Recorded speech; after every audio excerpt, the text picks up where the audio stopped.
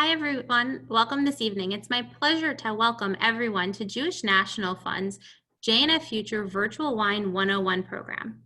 For those of you who are new to Jewish National Fund USA, you may know our work for planting trees and making the desert bloom, but we do so much more. We build medical facilities, housing infrastructure, parks, schools, and help people with disabilities. We support economic development initiatives that pave the way for hundreds of thousands of Israelis to move from the crowded center of the country to the Negev and Galilee. The format of today's Zoom program will allow you to see the featured speakers, but not other participants. All participants have been muted and are unable to unmute themselves. However, during the program, you can submit questions to the speakers through the chat feature. This program will be recorded. I now turn the program over to Doran Miller, JNFuture Arizona President. All right, thank you, Amy, so much. Welcome, everybody. Thank you so much for joining us. So just a quick introduction for those of you I don't already know. I'm Doran Miller, as Amy said. I'm the president of the JNFuture board here in Arizona. I also serve on JNF's water task force in my non-JNF life. I work in public policy and I specialize in water, energy, and natural resources. So JNF's Water Task Force is a really fun way for me to sort of marry my professional life with my passion for Israel and JNF. So turning to tonight's program, Israeli wine, you might be wondering, what does Jewish National Fund have to do with wine? It's a good question. I'm going to tell you. Josh is going to talk about some really great Israeli wines that are being produced all over Israel, but especially in the north and the south of Israel, which are two regions where JNF is really having a tremendous impact. A huge part of JNF's mission and impact is to support and grow the communities in the north and the south of Israel. And that's everything from helping to create jobs and build communities to housing development and agricultural innovation. Agriculture is already a huge part of Israel's economy, and Israel has a thriving wine industry, especially in the north and the south of Israel.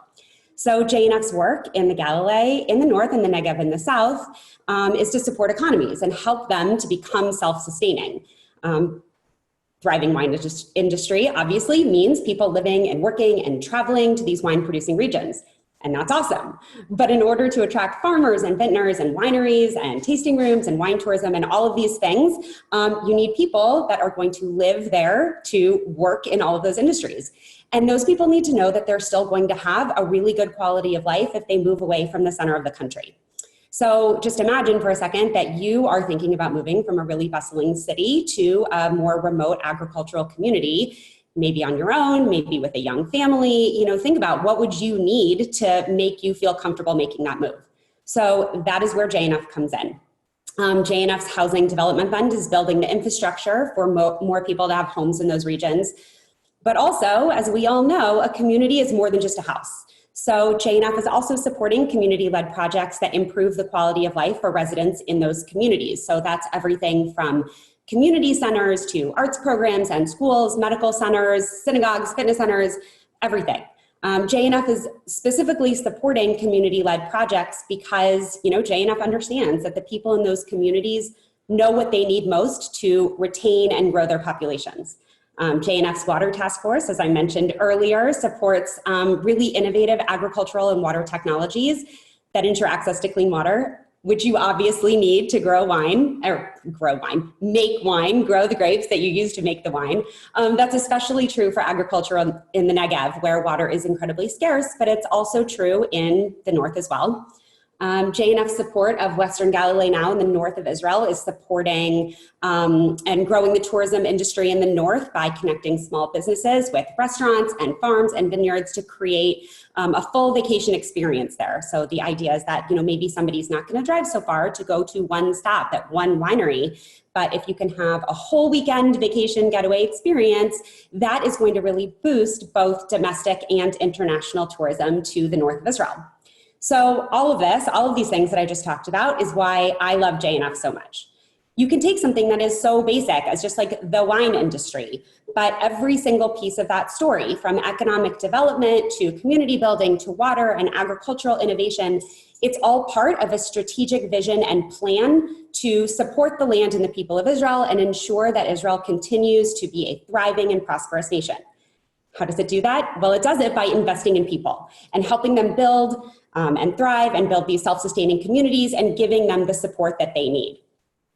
I am inspired every single day by what the people in Israel's North and South are doing to grow their communities, and I want to help them do it. Short of literally moving to Israel and helping them with my own two hands, the best way for me to support them is by supporting JNF. So we're about to dive into the fun part, Josh's presentation, but I would really love for you to think about what JNF does, what inspires you most about JNF's work, and think about if you aren't already supporting all of this amazing work in Israel, what are you waiting for? Now is the time to join me and join other JNF Futures in supporting Israel and helping to make a difference there for the land and people that we all love so much. If you have any questions about any of JNF's work, you can always reach out to me, as I'm sure you will not be surprised to find. I love to talk about JNF and I love to talk about Israel, and I'm always happy to talk to anyone. So I think my email address is going to be in the chat. You can reach out to me via email and I would be so happy to talk to you more. So with that, now it's time for Israeli Wine 101. We are really lucky to have Josh Greenstein here with us. Josh is a fifth-generation wine industry expert, and his career experience has spanned diverse areas of the industry as both a supplier and a distributor. As Executive Vice President of the Israel Wine Producers of America, Josh acts as the voice of the Israeli wine industry here in the United States. He travels throughout the country, educating consumers on the quality that Israeli wines offer, many of which are award-winning, highly rated by the international community, very delicious. So with that, Josh, I'm gonna pass it over to you. Thank you. Thank you, Dorian. L'chaim, thank you very much. L'chaim. And just, a couple, unscripted stuff that we didn't talk about, some cool things that you just said that I just made a quick little note on. You mentioned that these guys aren't growing wines, they're growing grapes. But what's kind of funny is these guys are so passionate and such farmers and such into the wine that their vision is that they are growing wine almost. They're growing this, the vision for that grape is 10, 15 years down the line and when it's going to be consumed. So, the amount of passion that's put into, every bottle of wine for, us to be drinking a 2018 bottle of wine now, they had the vision for those grapes years ago. So it's kind of cool to be able to see them do that and to be able to see people be able to work with wine. So we have some fun stuff for tonight. We're going to do a little virtual wine tasting. You don't need wine in front of you if you're observing the holiday. So we're going to do a little virtual tasting, talk about some of the wines. And a cool thing that JNF has recently done, they linked up and they have a website that was created with some wines available on it to promote Israeli products. And we were talking before, Dorian mentioned, we're not in Israel right now. We're not there helping the community. We're not there buying the products, but we can do what we can do here. And that's what I always tell people. If someone says, what can I do to help the Israeli wine business?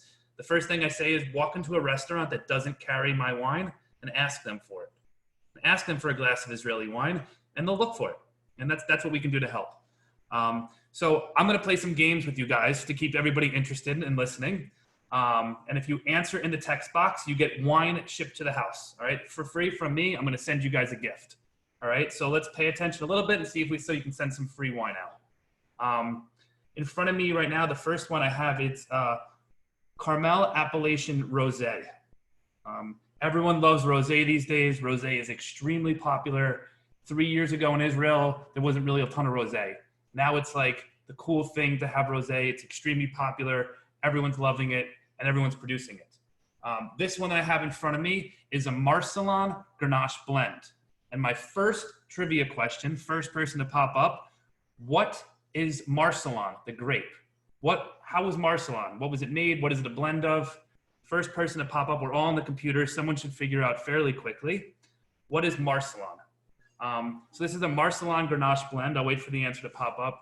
And this is just a fresh, fun, easy drinking, fruity wine that people are loving dry for the summertime. So how many of you guys are drinking rosé out there? I have a question for Allie Donahue, who's joining us on the call. Allie, are you with us? I am. Hi, Allie. How are you? I'm good, thanks. How are you? Good. Where are you? Where are you from? I am in San Diego, California. So San Diego, California is probably a perfect place to be drinking rosé and looking at the water usually, right? I like to think so. What is your opinion on rosé? Are you drinking rosé these days? I do drink rosé. The most recent I would have to say is Trader Joe's came out with a reserve of their of their rosé. Is And that $3 Chuck instead of $2 Chuck, the reserve version?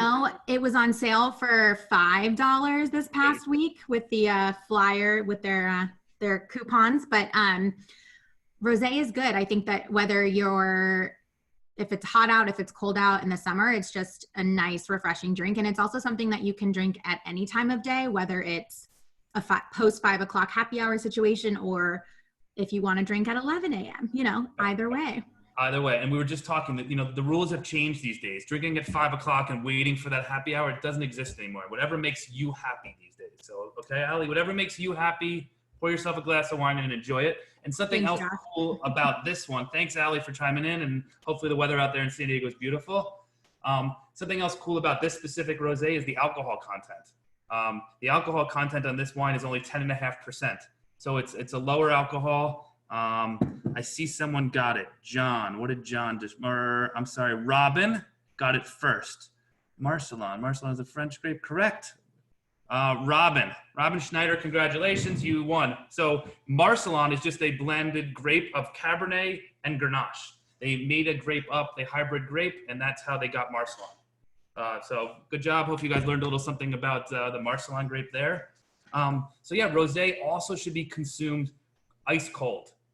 You should put it in the fridge when you drink it. If you're outside and you're hanging around the backyard, it's something that should be put on ice when you're not drinking it, and you pour it back in cold as you can get it.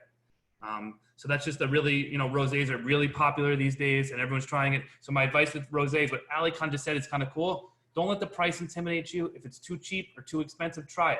Wine's all about trying new stuff and trying new things and experimenting, seeing what you like and seeing what you don't like. So we're going to jump into the other wine real quick, but I'm going to ask another question. We're going to give another question. Carmel Winery was founded in the late 1800s by a famous Frenchman. Who was it? Let's see. Whoa, that was quick, Jason. Very quick, Jason. The Rothschild families. 1882, the Rothschild family founded the Carmel Winery. They gave it back to the people of Zichron. That winery today was recently purchased by a couple of American families and some businessmen, and the winery is growing immensely in Israel. The next wine, so thank you, Jason. We have 2 winners so far. The next wine that we're going to be showing and talking about a little bit is the Sauvignon Blanc. This was actually the wine that was in my glass today. What's really cool about this is a fresh, clean, unoaked Sauvignon Blanc, fresh, easy drinking, and the cool part is it's in a screw cap. I like that. I like screw caps. You put it back in the fridge. What's also cool about this wine is there's an owl on the bottle. Why is there an owl on the bottle?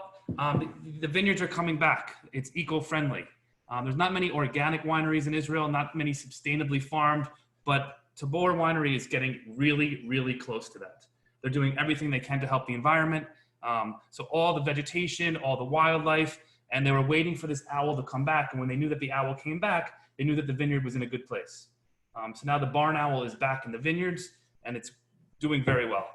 And something else that's interesting in Israel is the technology that they use.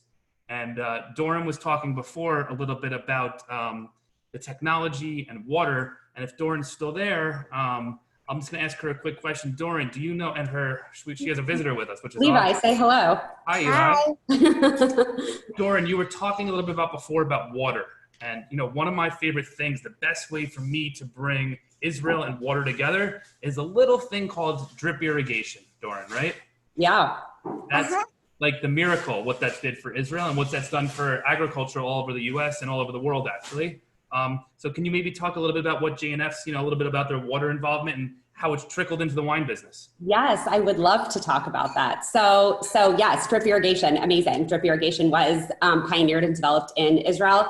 They obviously have a lot of experience with, agriculture in an arid region.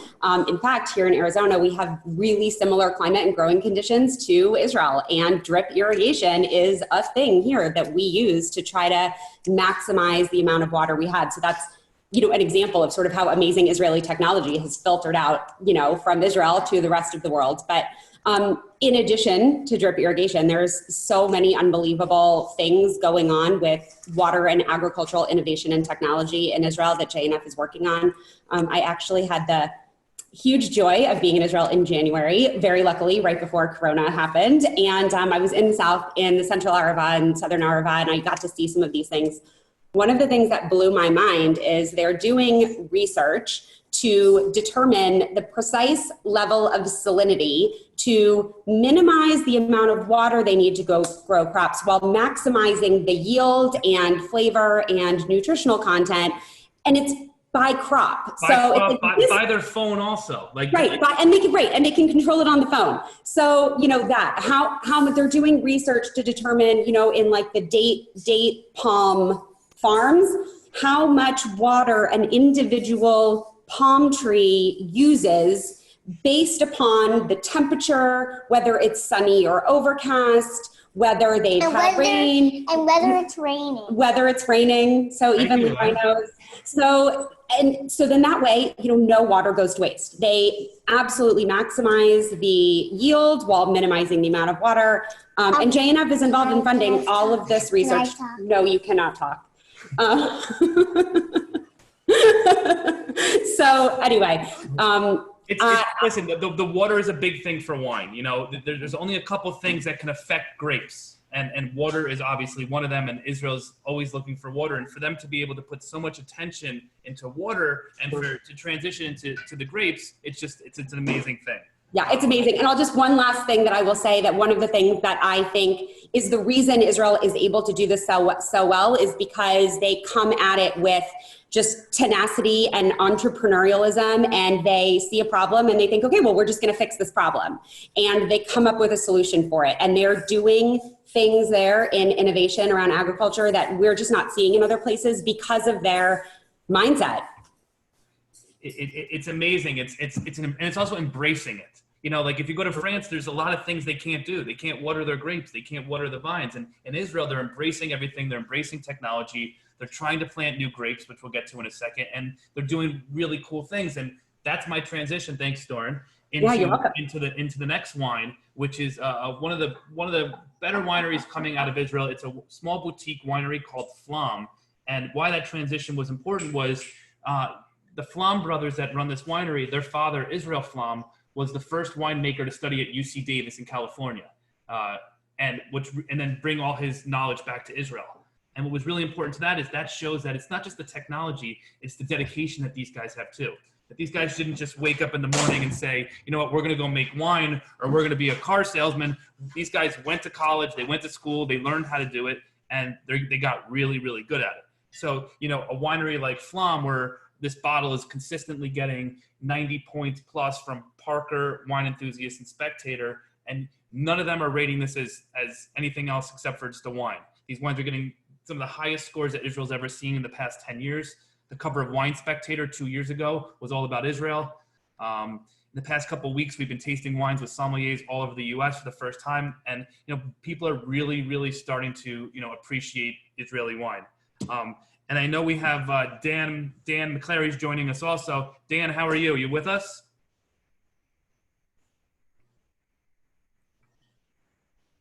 Hi, Hello? Dan. Hi, Dan. How are you? Good, how are you? Good. Where are you calling in from today? Oh, from Coral Springs, Florida. Perfect. So we had California, we got me up in New York, and all right, so we hit the triangle. So what are you drinking these days down there? Chardonnay for the most part. And that good, you're on my pace, I'm glad. What kind of Chardonnay are you usually drinking? Oaky, not oaky, what's your style? Oaky for the most part. So it's interesting because, what's also happened, a lot of these wineries have started to transition. So the Flam winery, this one's a Chardonnay Sauvignon Blanc unoaked. Have you drank many unoaked white wines? Not many. So do you like red wine also primarily? Is that why you like the barter your Chardonnays, or you're strictly a white wine guy? Just a white wine guy, yeah, just like, in general. Oh, what happens with a lot of people is when the oak sometimes intimidates them, Dan. And in your situation, you have a palate that understands the wine, but a lot of people that the oak is scary to them. So I suggest them, hey, a lot of people say, I don't like Chardonnay, Josh. What should I do? I say, try something like this. It's an unoaked version of it. And they are really blown away by the grape and what it does. And it's just crazy to be able to see what the oak does to a wine. In your situation, it really just gives it full body and flavor, some toast and some butter to it. What was the last? Have you had one of my favorite oaky Chardonnays is Castel? Have you had that before? I have not, but definitely will try. If you haven't had that, that's my recommendation for you today, Dan, is to try a bottle of Castell. It's a Judean Hills. It's a beautifully buttery, toasty Chardonnay right next to Flam in the Judean Hills. And it's a really nice wine. It's a beautiful oaky Chardonnay, so I recommend that. Awesome. Thank you. Appreciate Well, it. thanks, Dan. Stay safe down there in Florida. You too. So, you know, the joke that if any of you have ever seen me talk about wine before, and Israeli wine, what I say Israel's been making wine for about 5,000 years, and they finally got recognized for being good at it. Took a long time of learning, Doran, took a long time of persistence, a long time of trying to build these little communities around people so they could have a place to go build these wines. Because like you were saying, most of these wineries are located probably in the middle of nowhere. They are located in the middle of nowhere. It takes, a whole community to get behind them.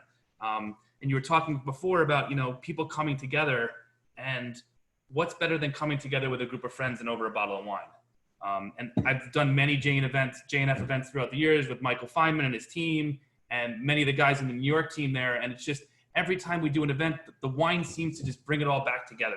And it's just a beautiful thing. Good times, bad times, people are drinking.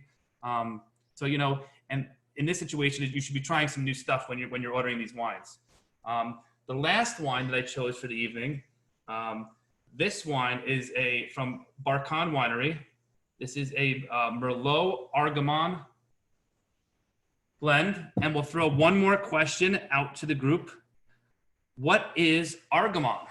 I'll give you a little clue. Argemon is an indigenous grape to Israel.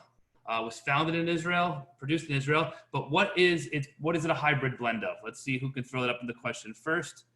Look at that. Rich, good job, Rich. So it's a blend of Suzeau and Carignan, and what that was done usually back in the day, that was used as a grape for coloring. They were using that grape to color the wine, to give it a deeper ruby color, and then they found out, actually, you know what? This is actually a really good wine. This is actually a really good grape, and we should be making it. So if you want to try something funky and indigenous to Israel, something that you won't find, a Cabernet or a Sauvignon Blanc you can get anywhere, or Chardonnay you can get anywhere, or some of these grapes you can find, you really won't find Argemon anywhere but Israel. So it's a cool grape to try. Just on another side note, Jezreel is producing another one. And a lot of these wineries are really starting to produce more interesting stuff and try new things. And that's the cool part that I think what's going on in Israel now. It's not just, this is the way that the wine business is going. They're trying new things. They're experimenting with new things. They're trying new grapes. And they're allowing all these things to happen and allowing us to be able to try these new wonderful things. And I know, Amy, you're with us too still, right, Amy? I'm here. So I've done many of events with Amy in the past, and Amy, at the end of the night, we always have like a nice little dessert wine, Amy, together after you've been running around. The JNF crew, I just first of all want to say thank you to them for everything that they've done, for all the great things that they put together and all the great, messaging that they go out and tell. I don't consider myself a wine salesman. I consider myself a storyteller. I think I try to tell the story about each brand. And the reason I think I love the JNF crew is because they just tell really good stories about really cool things that are going on in Israel. And that's what we just all need to hear. We just need to hear these good stories. So Amy, I know we're not together, but if we can have a little, maybe can you give us a dessert cocktail recipe, like the little nightcap for everybody maybe? Absolutely. So the Murad that Josh is holding, it's a Lychee Wine, one of my favorites.